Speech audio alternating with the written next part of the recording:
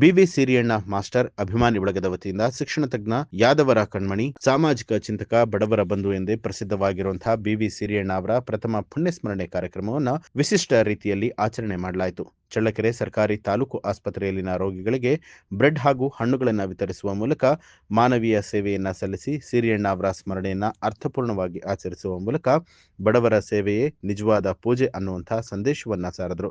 ಈ ಸಂದರ್ಭದಲ್ಲಿ ತಾಲೂಕು ಪಂಚಾಯಿತಿ ಮಾಜಿ ಅಧ್ಯಕ್ಷ ಉಪ್ಪಾರಟ್ಟಿ ಅಜ್ಜಪ್ಪ, ಮುಖಂಡರಾದ ರವೀಂದ್ರ ಆಚಾರ್, ತಿಪ್ಪೇಸ್ವಾಮಿ, ಪ್ರೊಫೆಸರ್ ಮಂಜುನಾಥ್ ಯಾದವ್, ಮುರಳೀಧರ ಸೇರಿದಂತೆ ಇತರರು ಹಾಜರಾಗಿದ್ದರು.